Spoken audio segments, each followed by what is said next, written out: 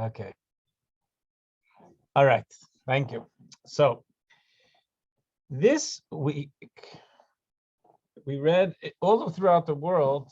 We every week we take out a Torah and we read a Torah portion, and it's Torah portion after Torah portion. We go in sequence so that we complete the entire Torah in 1 year. We start off Simchas Torah, the end of the holiday season, and Sukkot, and then we start and we end every year on Simchas Torah.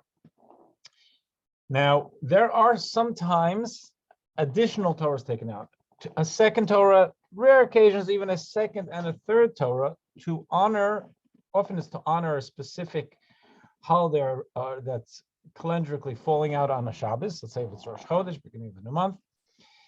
And then there are, in advance of Pesach, and many of you may not be in your Passover mindset yet, and it may tighten your stomach like it tightens mine, but every year in advance of Passover, there are 4 special Torah readings, 4 weekends, 4 Shabbos mornings when we take out a second Torah with readings that are either directly connected to Pesach or in that Passover mindset. So the first shofar call, let's call it, that Passover is coming, is a Shabbos that when we welcome the month before Passover. Passover is in the month of Nisan. It's the 15th day of the month of Nisan.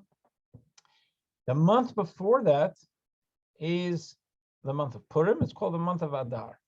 Now, I've mentioned to you before that we're a little confusing when it comes to our calendar, in that it's easy when you have a New Year's, and it's 1 day a year. There can only be one head of a year, one New Year's, and you think, and we go from year to year and say, well, now we're turning the calendar.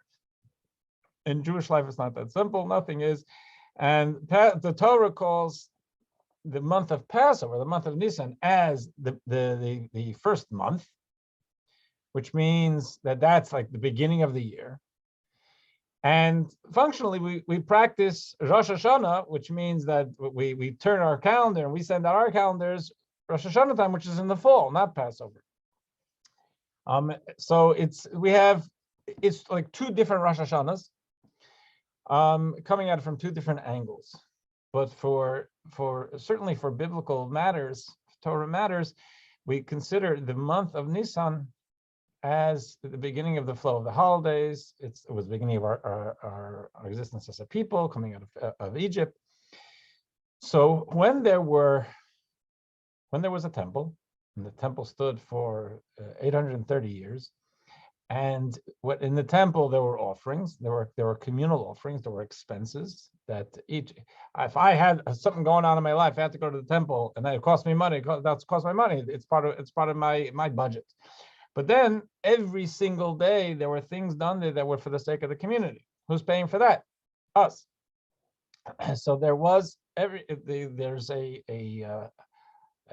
half shekel, aside from any fundraising that would go on. There was a half shekel that everybody had to commit to donate to the temple fund for the communal needs and the communal offerings. That would be done in advance of the new fiscal year. When's the fiscal year? It starts off the month of Nisan, right? So that's what the Torah says, the first month. So the month before Nisan, the month in which we celebrate Purim, Adar, that is approaching the end of the fiscal year. It's the 12th month. If you want to use Nisan, is called the first month. The 12th month will be Adar. And in the month of Adar, would start making calls. In days of old, there would be functionaries going out to announce to the community, you got a month, get your half shekels into the fund. So every year, on the Shabbos, in advance of the new month, and yesterday was a Shabbos in advance of the new month, the month of Adar, the second Adar, because it's a leap year, but I'm not going to get into the details there. we take out a second Torah and we read a portion about a half a shekel. It's called the Shabbos of shkalim, of shekels, of Shabbos when we announce shekel. So when you take out that second Torah and we read about the half shekel that started off in the times of Moses, we say, oh my gosh, Purim is coming. Adar is coming. Purim is coming. Purim, we know right on Purim's heels is Passover. Now it's time to start buying your matzah and cleaning your house. Okay. So what we read yesterday was the second Torah, was this idea of the shkolim, the half shekel. Now the half shekel, without getting into all the details, because I want to focus on one specific thing, the half shekel was it was the beginning of the first synagogue building drive, and the people gave it from their own free will offerings, whatever they could. They devoted themselves to the temple, and it was then the tabernacle, time of the tabernacle, because there was a tabernacle for hundreds of years before there was a temple, which is basically functionally the same thing, different type of structure. And Moses is told to collect half shekels for the building of the tabernacle. Now I want to repeat something which is it's going to be important for our understanding of what I want to talk about today. Chronologically, the Jews came out of Egypt. They were slaves in Egypt. They're freed from Egypt. Passover. 7 weeks later, they go to Mount Sinai. They get a Torah. God speaks 10 commandments to them, tells Moses, come up the mountain for 40 days. I'm going to give it to you in stone. I'm going to give you the much broader, complex Torah program and principles. 40 days later, he comes down. Okay, so now we're ready. If Shavuos is like June time, it would be usually, right? And then 40 days later, we're getting into summer. He comes down, he sees the Jews have made a golden calf. We've discussed this already, I think probably a number of times. He breaks actually last week we did it. He breaks the tablets into smithereens, and then he goes back up the mountain, asks God for forgiveness. God says, okay, no problem, go back down the mountain and bring up another tablets. He goes up for a third time for 40 days. He comes down the third 40-day trip. He comes down on Yom Kippur, which is a day which is signaling God's forgiveness. It's our commitment, our unbreakable relationship with God. That's Yom Kippur. Yom Kippur is the 10th day of the Jewish month of Tishrei. On the next day, the 11th day, God tells Moses, build a tabernacle. So it could be just now that we're finished with this squabble we've had for 3 months. Or more than 3 months. We get to work at building a tabernacle, but there certainly seems to be a connection between the forgiveness for the golden calf and the tabernacle.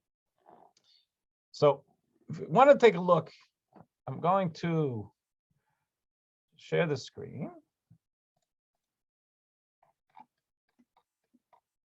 Okay. Now, in verse number 1, there's it's from actually 2 weeks ago's Torah portion, but it's that section we brought out for the second Torah that we read about to announce the shkolim, the shekels. God says like this: let each one give to the Lord an atonement for one's soul when they are counted. There was also, they did a census through the coins. They count the coins. They knew the people. This they shall give, half a shekel. What's a shekel? A shekel is a coin, but a shekel is a weight also. So 20 geras. A gera is a biblical weight of silver. That equals 1 shekel. Half of such a shekel, and is now obviously 10 gera, shall be an offering to God. Now so we say it's an atonement for one's soul. One can imagine that partially because they're still living in the shadow of the golden calf. And even though, we had an affair on God, we betrayed God. And even if we agreed to bury the hatchet, you usually remember exactly where the hatchet's buried. It doesn't just disappear. So they're living in that shadow. So he says, this is the way we're going to get past everything. An atonement for one's soul means, because it's not that they did individual violations or anything that we're talking about. This idea, they can achieve this spiritual freedom. In other words, freedom of their past, of the betrayal that they showed through this half shekel. Now, the Talmud tells us, Jerusalem Talmud tells us, that in giving us somewhere between the lines, it says God took a coin of fire from under his heavenly throne and showed it to Moshe, saying, "This they shall give." Inexplicably on its face, the Talmud says, as part of this narrative, God took a coin of fire and showed it to Moses. Now, there are certain things we find in Torah thought through the Talmud. There's things that Moses was taught that, as we can understand as human beings, sometimes you understand better by seeing and by experiencing. So there are certain things that which makes perfect sense humanly, where God didn't only give a verbal description to Moses. It says up on Mount Sinai, said, "It looks like this." You get it? Now you understand the words, and you'll be able to be able to convey it properly to the Jewish people. What's the deal with? So here, that we find that a bunch of times. We don't find anything with flaming and God taking out from the heavenly throne. We do find the concept a number of times saying God showed him an image. Half a shekel shouldn't be that difficult to understand. Intricacies of how the structure of the tabernacle was, that can make sense. There were things in the other examples, and I don't want to get into it now. The other examples that Moses was shown to say, okay, listen, the word picture doesn't really work. The visual picture works. That does. Why would that be over here? So in the Talmud, there's one of what we would probably call the primary commentary is named Rashi, Rabbi Shlomo Yitzchaki, who lived in the 11th century, and for the next, actually during his lifetime, and then for probably about 200 years, there was another very, very highly respected commentary developed. The core group of rabbis were his grandchildren, but it was not only his grandchildren, and that's in every page of Talmud. There's a Talmud in the middle. Rashi is on the inside, the inside of the page, and on the outside, around the outside, is something called Tosafot, which means in Hebrew additions. So Tosafot, this commentary in the Talmud, refers to this thing. What's the deal with Moses being shown a flaming coin of fire? It says Moshe was mystified about the essential concept, how something a person donates could ransom one's soul. So God showed him the fiery coin, enabling him to understand and teach the Jews. So this is something that he's saying that. Let me just stop this for a second. So the Tosafot are saying that it's because a half a shekel is not so important. It's not so simple. We think, okay, so what big deal? I know what a shekel looks like. I know what a half shekel looks like. It's a coin. We use it to buy whatever we do in those days. Why should Moshe have been mystified? So Tosafot is saying he wasn't mystified by the idea that there's such a thing as a half shekel, and we say God says do this, put up a mezuzah, give a half shekel. We had a lot of instructions. He didn't understand this spiritual connection and ramifications and consequences of how the giving a half shekel could ransom us from this idea of the burden we carried from the egel, from the golden calf. And you see, so God showed him the fiery coin, enabling him to understand and teach the Jews. Now, how does a fiery coin answer anything? See, Moshe's question wasn't what I'm supposed to do.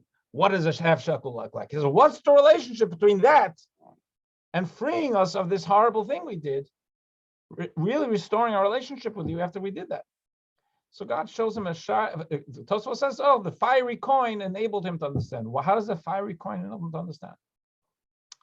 And to frame that a little bit, this is a quote from the Rebbe, the mystics teach that mitzvahs are like limbs of a body. There are individual limbs. So this is in Kabbalah, say that the mitzvahs, each, just like in our bodies, we have our soul, is our life, and we express ourselves and we function and we interface with the world through our bodies. So right now, I'm interfacing with you through my speech, through my mind, my speech. Sometimes it will be through a hug. There are different ways that we interface with the world, and therefore our bodies are each of us, our body and our limbs are tools for expressing our souls, tools for connecting with the world, tools. They're very physical tools, our bodies, but they are physical tools to express our own inner spirituality, our inner soul. So it's really limbs of a body. Now, as limbs go, there are individual limbs and organs upon which one's very life depends. We have vital organs, right? I like my fingers and my toes. I like to keep them all, but between that and my lungs or my heart and my brain, they're not as vital to my life medically as my vital organs. So if you want to look at mitzvahs, and we don't like to measure mitzvahs, but the idea is that when it comes to limbs, there are vital organs. And what the vitalist organ of all is our feeling of connection to God. So the golden calf, idolatry, struck at the core of Jews' relationship with God. When it comes to mitzvahs, think about it in a relationship, in a committed relationship, in a loving relationship, in a marriage. We can disappoint each other. Unfortunately, people will disappoint each other from time to time, and sometimes we'll make mistakes, and sometimes maybe not even as a mistake. We'll do something and it shouldn't be done, and you got to repair that. But then there's stuff that's real betrayal, and that strikes at the core of it. So the idolatry, we had an affair on God. So Moshe wondered, how can a half shekel resolve it? What's a half shekel going to do to help restore us to God and restore our relationship with God? This coin, what does that mean? What's the coin going to do for us? So one way in is to recognize that fire, and actually I'm going to go back to this a second, just and then I'll get off. If you look, it says in Proverbs, in number 5, it says that the flame of God is the soul of the human. We are each a soul, and one of the things that the Talmud is telling us, and the Jewish spirituality tells us, is just like a flame always flickers upward. Our souls always want to connect with God, and therefore the Torah calls our souls God's flame. And flame, the surging forward, the connectedness is a metaphor not only for our connection to God, but the connection with each other. It's the flame of passion, of love, of connectedness is an idea that we would have in secular thinking too. It's an easy metaphor, and the idea is that when there's the idea of flaming fire, that is a metaphor for passion, for surge, for connectedness. In that light, there is the founder of the Hasidic movement, Rabbi Shem Tov, laid out a metaphor, and a metaphor is that there was a person who was taught the skill of gold and silver smithing. So he looked at it as a goldsmith, and he's a silversmith, and he or she is looking at all the steps and making notes of what has to be done.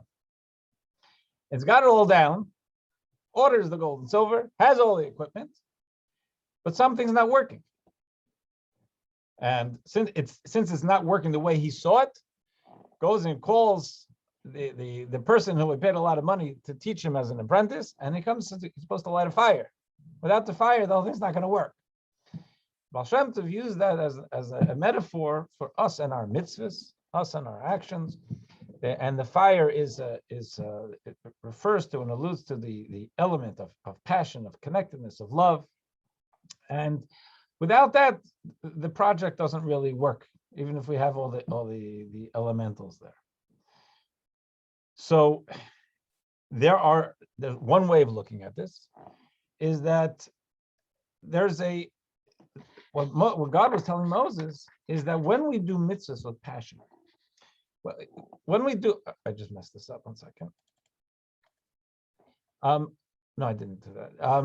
Actually, I'm sorry, I didn't mean to do it.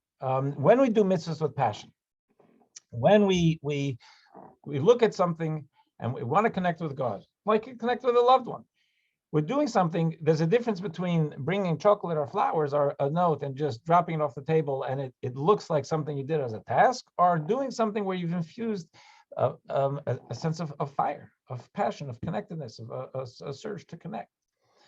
So what, at one level, we say that God was telling Moses that when we take something like money, and money is not, even back then, it was seen as a tool for self-centeredness that could lead to self-centeredness, and it's something that even now we say money depends a lot on how you use it.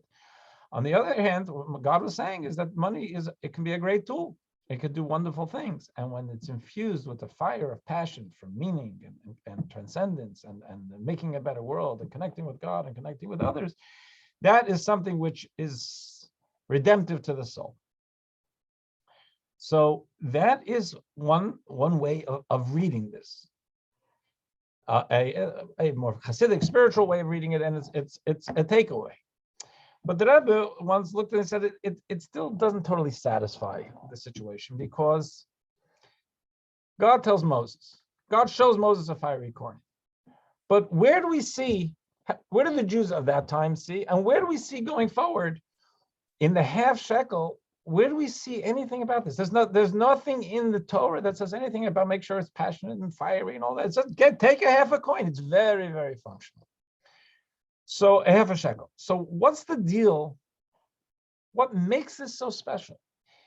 It's the idea of what the Talmud is telling us, and what the Tosafot is telling us is that God, the idea of infusing passion is beautiful. The truth is, we can infuse passion in anything we do. It's not just about a half shekel. Anything you do, and you infuse passion, you say, "I'm doing this for you, God." That's a beautiful mitzvah. Like for a loved one, it doesn't always have to be flowers. It could be anything. It's because it's not about what you're doing. It's about how you're doing it. So what's the deal? Why specifically the half shekel? Now, at one level, and I see there's 2 questions on the chat, but I just don't want to. I'm going to try and get to the questions soon. I want to respect those, but I just want to keep a little flow. We'll get to it as soon as I can. Let's just get some lull here. Okay, so on one hand, you could say that it's because tzedakah is very special. Yeah, you can do any mitzvah beautifully for God, but tzedakah has a very special connection. And this is a quote from the founder of Chabad in the Tanya, chapter 37. He says, one can understand why our rabbis so strongly emphasize the virtue of charity, declaring that it balances all the other commandments. There's a quote in the Talmud that doesn't mean that if you give charity, you don't have to do all the commandments, but in the value, in the gravity, in the voltage of the mitzvah of tzedakah, in a way, it outweighs all other mitzvahs. Shabbos candles, tefillin, matzah. Why is that? Obviously, all those I have to give tzedakah, I have to do those too. But what's so special about tzedakah? So Rabbi Shneur Zalman here in note 6, he says all mitzvahs are intended to connect the human personality to the soul, the human personality to God. Sorry about that. It's all about the human personality. That this is something when I daven this morning and I put on tefillin, the idea is for me to somehow bind with God. And when I'm saying the prayers, the idea is to bind with God. And when I kiss the mezuzah, the idea is to bind with God. The case of what's the difference with tzedakah? In the case of charity, when someone donates the earnings of the toil of their hands, surely all the strength of one's personality is embodied in the work by which one earns money. Rabbi Shazal was talking about people who work, and they work hard very often for their money. So therefore, the paycheck they get, the money in their hands, is really the result of investiture of self. And what's valuable about the money is not the money, is that now I can buy things that make me feel good. For my family, for me. And therefore, it's a very, very personal thing, that money. We earn it through extending ourselves, our own sweat, blood, and tears. And then it's something that we get to choose what makes us what we want, and it's a tool to be able to give ourselves security and satisfaction. So that money is a very, very valuable commodity there, psychologically, psycho-spiritually. So through donating one's earnings to charity, one's entire human soul sends to God. So Rabbi Shlomo is saying, when we're giving of our money to God, we're giving of ourselves to God. I worked last week so hard to earn this money, and now I'm giving 10% to the food bank. I'm giving my guts, and not only that, I'm giving what I did, I'm giving it away where I could do something. I could use this. Where one does not depend on one's toil for a livelihood, he says, let's say not everybody. Some people, let's say they inherited their money. They're not, so they're living on a trust fund, so you can't say that they put their sweat, blood, and tears into last week into the money that they have. Nevertheless, since with this charity, money could have been purposed, could have been purchased. With this charity money, one could have purchased necessity of life for his vivifying soul. Hence, one is giving one's soul life to God. So, in tzedakah, in charity, we find indeed that's a big mitzvah. So, not only the Rebbe is trying to dig into what's special about the half shekel. On the one hand, God is showing Moses, anytime you do something with passion, when connectedness with God, that's very, very special. And that's redemptive for the soul. And even when you take your money and you use it in a way that's meaningful and productive, and with the love and the passion of connectedness, that's very special. Now, like I said, any mitzvah can be special with that. But on the other hand, he said there's something special about tzedakah. There is something. Yes, if someone lights Shabbos candles with consciousness, and they're grounded and they're connected, and there's a love, and it's for the family and for God and for Shabbos. It's a beautiful, beautiful spiritual redemptive moment. But the idea is that tzedakah gives it a little different. And therefore, there's that a special investiture we have within it. And therefore, we could say that maybe it's not just the passion, it's the passion in giving tzedakah. The thing is that this isn't about the mitzvah of tzedakah. The mitzvah of tzedakah is separate. This is about a half shekel. There's something about the half shekel. It does not say this whole deal with the flaming coin was not about the mitzvah of giving tzedakah. It's a separate mitzvah. This is the mitzvah of giving a half a shekel. So I just want to take a second here, just so I don't discourage people from asking questions. One of the questions is this the first time Jewish money, not Egyptian, is mentioned in the Torah? No, it's not actually. It's mentioned earlier. It's when Abraham buys the tomb in Hebron that's now the tomb of the patriarchs and matriarchs. It says it was 400. Silver coins, overla socher, means of used for currency. What was the purpose of money in the desert? How created the coins in the desert? I don't know if they created coins in the desert, but they had them in the desert because they took them out and they had stuff from the Egyptians. And I'm not sure I think there was partially coin, partially barter, but there was this idea of coinage that predates us by hundreds of years. Also, I don't recall any another question like this. I don't recall any previous mention of money in the Torah. However, the Phoenicians were using coinage as a means of exchange before this time as well the Greeks. Okay. We do have it earlier in the Torah, probably 400 years earlier. The first time is that I can remember offhand is with Abraham. Now, back to the half shekel. So we want to know this. God tells Moses, we're making a building drive. Everybody gives a half shekel, build a tabernacle, and you'll be able to buy, have the materials to build, and you'll have what you need for the service. There's nothing that doesn't make sense there. Then we have the Talmud saying, "Oh, Moses didn't understand. We needed to see if and God resolved whatever was bothering him with a flaming coin of fire." Why is that? So on the one hand, we say he didn't understand how it could be ransom for the soul through the giving of money. Giving of money is so physical, it's financial, and now ransom of the soul is a spiritual exercise. So one way of looking at it is because of the spiritual infusion of the flaming fire of passion that he puts into the physical. That's so much about the Torah that the physical is not contradictory to the spiritual. The physical is not contradictory to holy. It's how we deal with the physical, even money. So there's the infusion of the spiritual, but that's not just about money. It's about anything. So then we say maybe it's because it was tzedakah, but the thing is that this is not about the mitzvah of tzedakah. It's about the mitzvah of half shekel. And it's very specific. So what was so great about the half shekel? So let's go back to this. Now, take a look. Seemingly off topic. This is from the Scroll of Esther. Now, we have, as I said, we have Purim coming up. And in the story of the Jews and the Jews' salvation from the evil decree of genocide and annihilation in the Persian Empire, there all through the wicked Haman, who was an advisor to the king at the time. So the Megillah records that he had a conversation with this king, and he says, "If it please your majesty, let an edict be drawn for the Jews' destruction, and I will pay 10,000 talents of silver to the stewards for depositing in the royal treasury." He needs to incentivize the king to let him kill the Jews, because even though the king doesn't really care too much about the Jews, like no one did through all those millennia, unfortunately.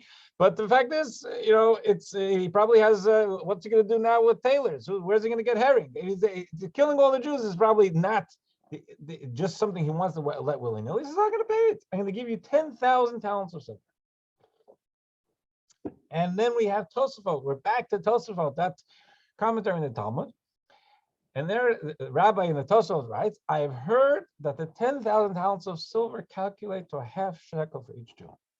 This story has nothing to do with the half shekel. The half shekel is about the funding of the temple, and actually, at this point, there is no temple. This is in the break between the destruction by the Babylonians and the rebuilding of the temple, which happens right after this. For 70 years, they didn't have a temple. So what does Tosafot see? He heard. In other words, there's a spirit, there's some insight, there's some parallel, there's some connection to the idea of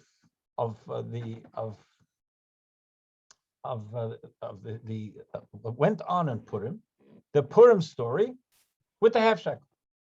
That even though Haman, no one is claiming that Haman had a calculation that he wants to give a half shekel for each Jew, but it's God's world, and the 10,000 silver talents represented a half shekel for each Jew. So understanding the half shekel, it deepens the question. What's the deal with the half shekel? What we read yesterday, it's God says, ransom your souls, redeem your souls from the stain of the betrayal of the golden calf. And it shows up in Purim too. One could say that there was something very special about the half shekel, in that it was an equalizer. That in the half shekel, that there's when it came to the giving for the tabernacle, one of the things was there was a call. Anybody who can help. If you have artistry, artistic talents, come. Whatever you do, just everybody, all hands on deck. Give what you can. Some people give more, some people give less. That's the way it is in the human race. We're not all identical. We don't all have identical skill sets. We don't all have identical bank accounts. Some people give more, some people give less. They did that. It's beautiful. It's from the heart. And it says that in the Torah. Give from what you give from your heart. Then there's one thing that's equalized. Everybody gives half a shekel. Half a shekel was not much. The poorest in the people was able to give half a shekel, and the richest was not able to give more than half a shekel. And it says it very clearly in the Torah. This was an equalizer. That there was a unanimity focus, and that's beautiful. The idea of how we recognize within each other that even though we're different, and there's beauty to the diversity, and that means that we each have something special to bring to the world, different to bring to the world, and that's true, and we want to remember that. At the same time, we want to remember that there's something very much the same. We're all humans, we're all Jews, however it's like siblings. One could be contributing more to the family welfare. One could be contributing less to the welfare, to family welfare. One sibling could be someone who goes off and it doesn't even connect with the family. Fundamentally, they're no less family. It's an estranged brother, sister, whatever you want to say, but the fact is they're no less a child, and no less a sibling. So the idea of the unanimity is beautiful. Now, of the oneness between us, that we each give half a shekel.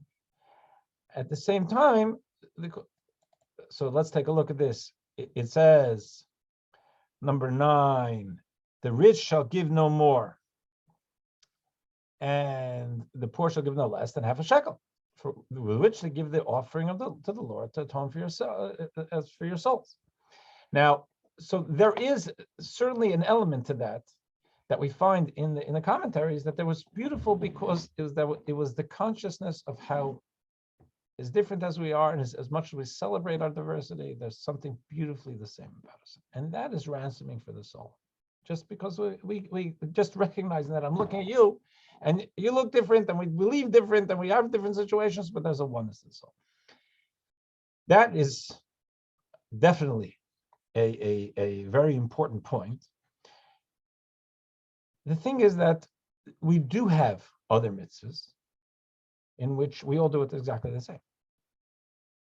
Nobody gets to do it. There's no super mitzvah. You do it. You did it or you didn't do it.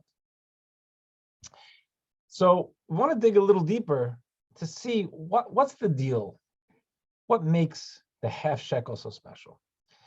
So let's take a look. Go back to what we said before. This is a section we did. Number 10 says, what is this? Half a shekel. 20 gators equal 1 shekel. Half of such a shekel shall be an offering to God. There's an emphasis on halfness. Now, halfness, it says, in other words, the Torah is cheap on ink. Torah doesn't waste letters or words. To say you give half a shekel is enough.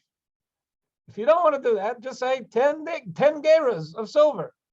Half a shekel, no problem. You don't have to tell me that 20 gerahs, shekels, 20 gerahs. And if you divide that in half, then you get half a shekel.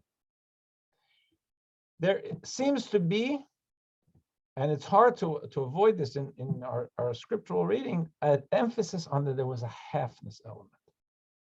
And a halfness element in Torah is a bit unusual, because we try, when we're doing something, like when you do something for a loved one, you want to do it all the way. And you want to do it right. You want to give, if you're giving a birthday cake, you don't give half. You give a whole birthday cake. You know, the guy eat the whole birthday cake. You save it. We sit down Friday night and we make kiddush. It's a full cup. We have challahs. There should be full challahs. You don't need a full challah. So eat part and put it in the freezer. But the mitzvah is to do something because we respect the exercise. We do it with wholeness. And one of the expressions brought in the Talmud for this, it says, all the sacrificial fat belongs to God.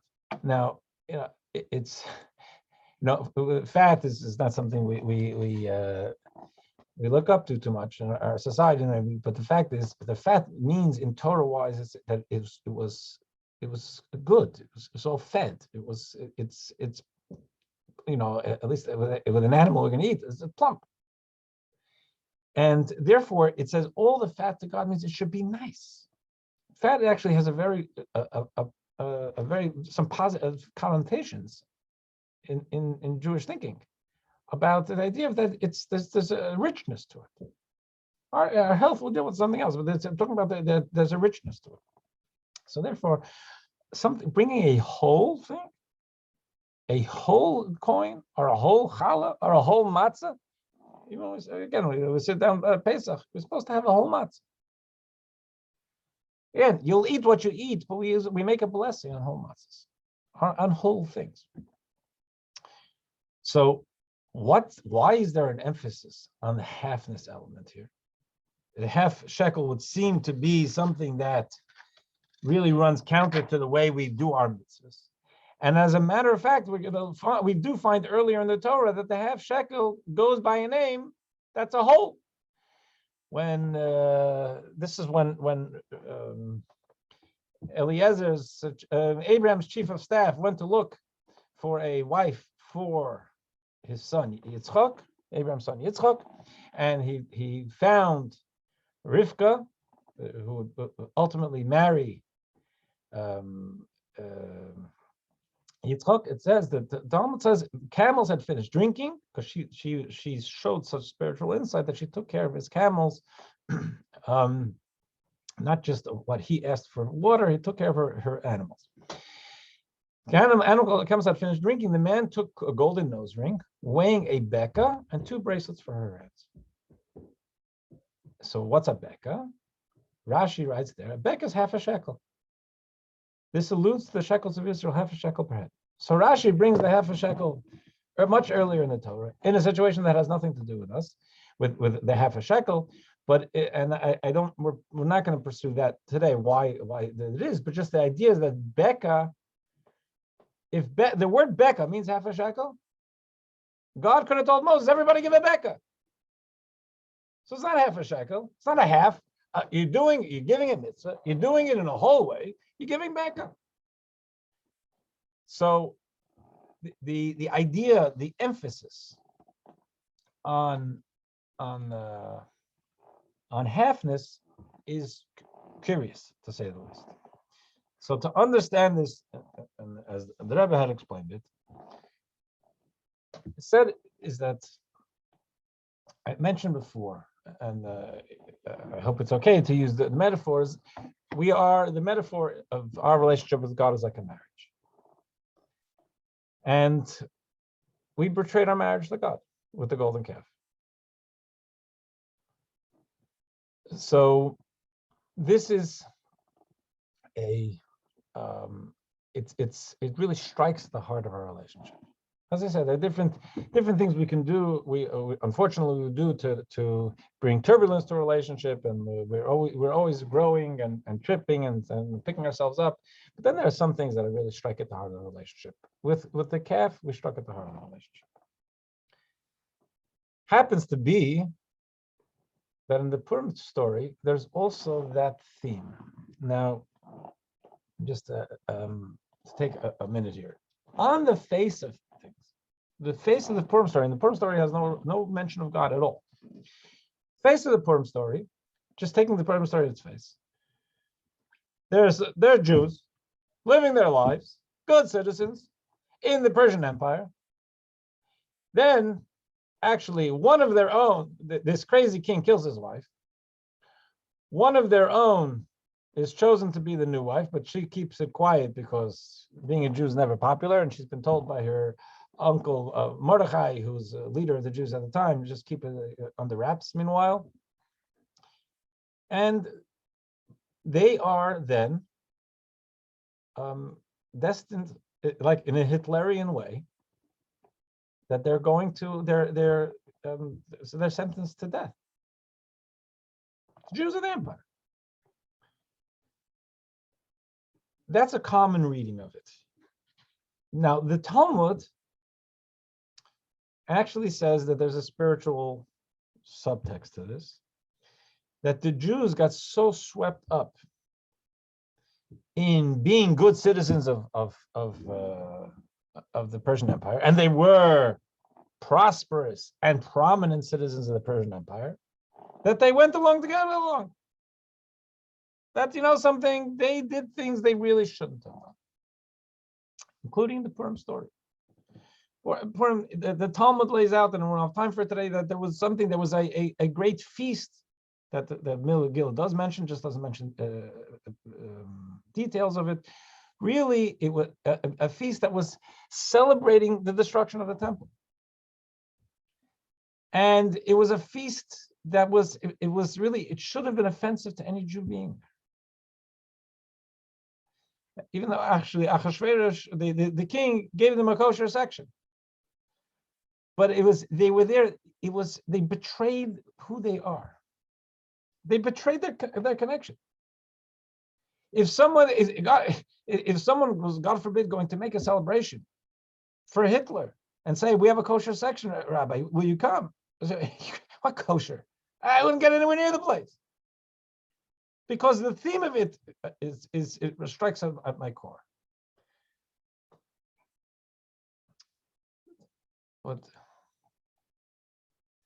says, the Talmud says that this year it's recorded as here it's as idolatry, but what this is, the Talmud later explains. Maybe I should have taken that as a piece.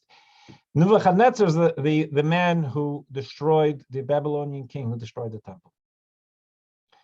So they were prostrating before the idol that Nebuchadnezzar had made. In other words, what Nebuchadnezzar had created, the destruction of the temple, the destruction of Israel, as it was recorded that everyone bowed down before it except for Hanani, Mishael, and Azariah, three great leaders who had the self-sacrifice not to surrender to this idea of partaking in the glorification of what the Babylonians did to us. So there was a subtext. This is before the Haman story. This is before Haman went to destroy them.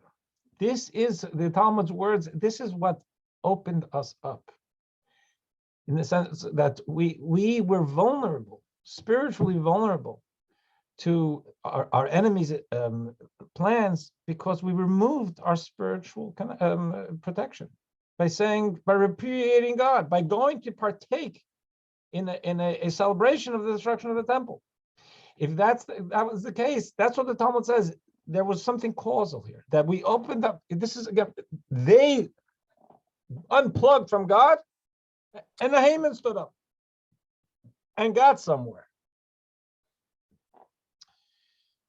So there is, again, why, even though there is the common theme of reading, and I'm not saying it's incorrect. The common theme of reading the Megillah is that Haman wanted all Jews dead. Rabbi Shneur Zalman, the founder of Chabad, finds basis to write that actually Haman only wanted Jews dead if they identified as Jews. If Jews had said, I renounce my Judaism, they were good to go. So they had a choice. They had a choice to say, I'm out. No, I'm not a Jew. Leave me alone. They didn't do that. What we're being told is that no Jews, and we find this in the Talmud, no Jews weakened their relationship with their Judaism. As a matter of fact, the oppression made them more steadfast. Say, we're going to stand up as Jews. And therefore, in the Purim story, there is a certain parallel to what happened with the golden calf. we unplug from God, just putting up a golden calf and repudiating what the divine embrace at Sinai. The Jews in the Purim story, before the Purim story, they went to partake in such a terrible banquet. The Jews with the golden calf, they said, "We're so sorry. We commit ourselves to God fully, wholly." And the Jews, there at the time of the Purim story, they stood steadfast, even at the pain of death, with a Jewish connection. So, looking at it this way, say like this: the antidote to the disconnect is connection. What does that mean? The Song of Songs, which is a love poem, but between us and God, it says, "My beloved," God calls us my beloved, my dove, my perfect one. Tamasi in the Hebrew. It's a funny word. So the Medrash says on that word, my perfect one, Tamasi, actually alludes to a word similar to that, to Umasi, which means my twin, like my Siamese twin. God saying to us, "You're my twin." What does it mean, "You're my twin"? The founder of Chabad writes, "We are God's twin, sometimes God's bride is the thing." The literal language needs to be considered, because Tamasi actually means completeness. God does not have completeness in a manner of speaking without us. So what the Rebbe is saying is like this: if I have done something to upset my spouse, same sorry. God forbid a person does something which isn't upsetting them, it's betraying the relationship.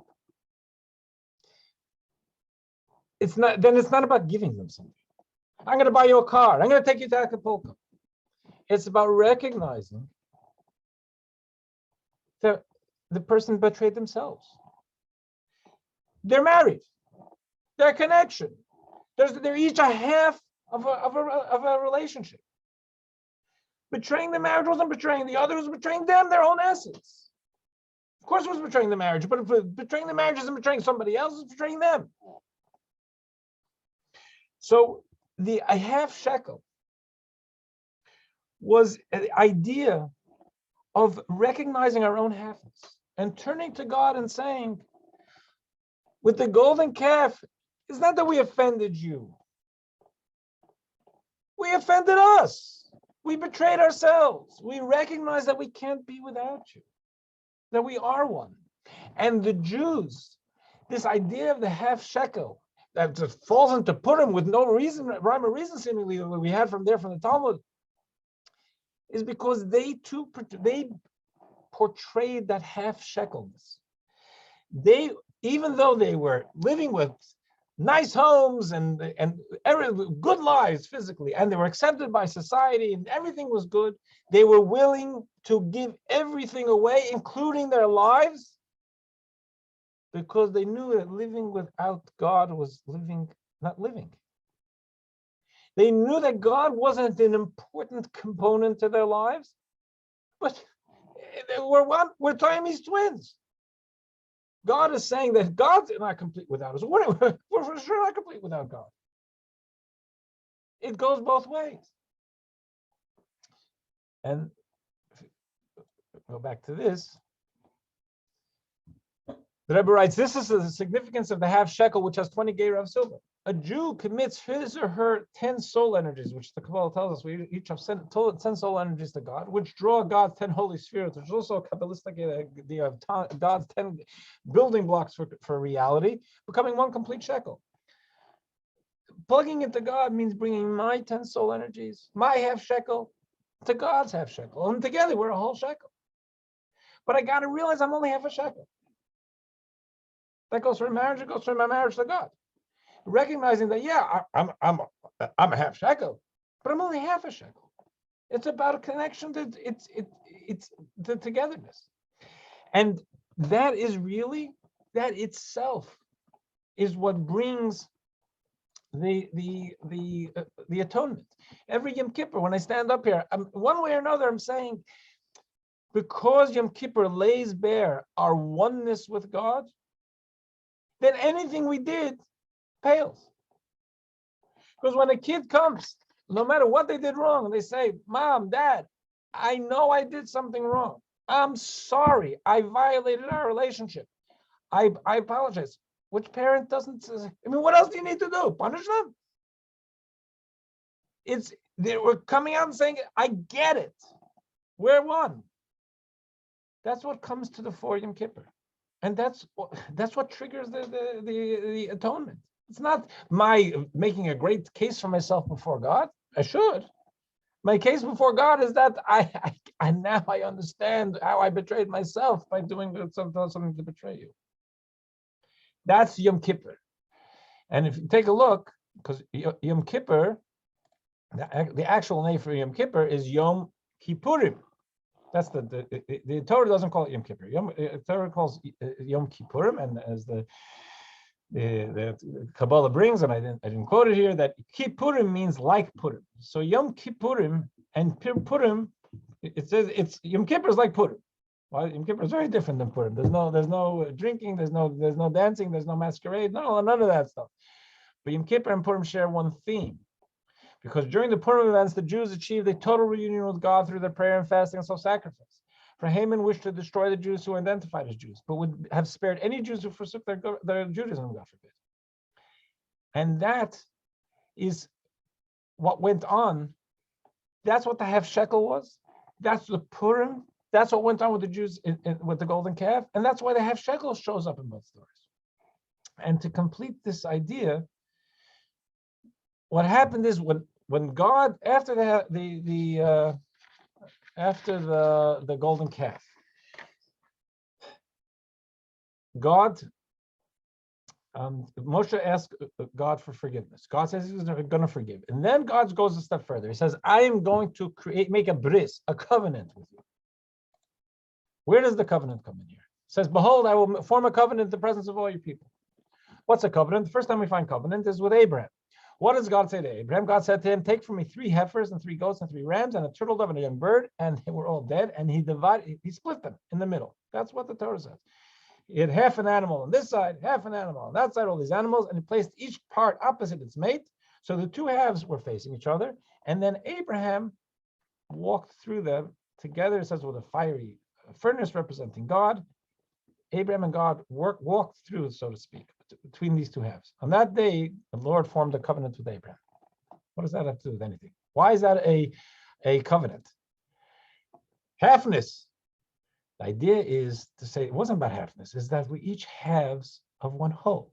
Just like this half of that animal, the other half of the animal creates one whole, we are 2 halves of one whole. That's what a covenant means. Is that we have a relationship beyond just friends or roommates or lovers or whatever it is. We are one. We are 2 halves of one whole. That's what happened by the egel, by the golden calf, is this idea of halfness. What it symbolizes a oneness that's unbreakable. And for the last one, what I brought here is a piece of the Talmud. This is about the Book of Hosea. Hosea is one of our prophets. Just parenthetically, there's a book in scripture which is called the Book of 12 Prophets. I've seen the expression 12 minor prophets. I actually Googled it this morning because I was wondering, where does that come from? Because we don't have minor prophets, we have prophets. They're not minor, they're major. It comes from Christian sources, but I see some Jewish websites also use that. I think it's not an expression we want to use because they're not minor prophets. So Hosea was one of those major prophets in the book of 12 prophets. I think that literally they say, Isaiah has a whole book. Jeremiah has a whole book. Ezekiel has a whole book. 12 guys crammed into another book. They must be minor prophets. They're not minor prophets. They're major prophets with smaller books.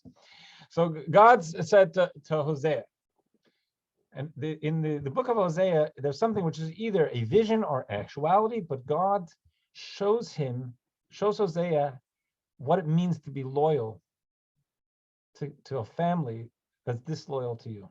So he tells him to go marry a prostitute.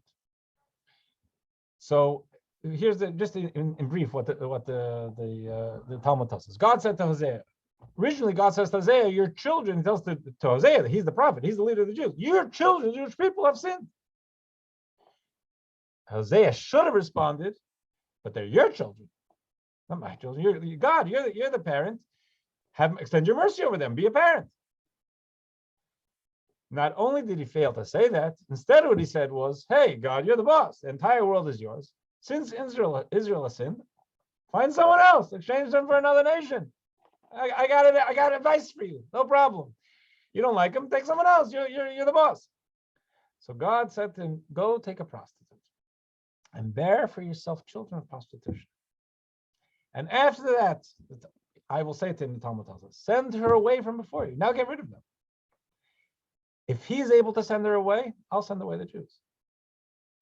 Turns out, he tells that to Hosea, now you have a family, but they're from prostitution. Get rid of them. He says, God, I have children from her. I'm unable to divorce her or them. How do you expect me to send away my family? And God said to him, just as you, whose wife is a prostitute, and your children are from her are children of prostitution, and you do not even know if they are yours or if they are children of other men. Despite this, you are still attached to them and will not forsake them. So too am I. I am still attached to the Jews who are my children. And the language that comes in this is to exchange them for another nation is impossible for me. That's the idea. Is there is this connectedness. God is deficient without us. We are deficient without God. You can't say God is deficient with anything, so to speak, but that God says himself. He says, you're my twin. You make me whole. That's the verse in Song of Songs. I want to try and see if I can just get to some the questions, see if there's anything I could do here. God reminds us through the Mechitza that each half of a room makes a whole. Is a separation. Okay, that's good. We are reminded a whole requires connection, honoring a relationship, that which we can behold. Half shekel reminds us of such a connection, a constant reminder each half makes us whole. I think it's a beautiful thought. Thank you. Is this related to the half matzah becomes the afikomen? We could talk. You could do that. It's not supposed to be a half matzah actually necessarily. It's a little more than half matzah. It's a piece of matzah, a large piece of matzah. But I think there are definitely some parallels there about we're partial. We're not whole, so to speak. So thanks for that thought. Any other questions? Going once? Okay. Have a great week. Be well.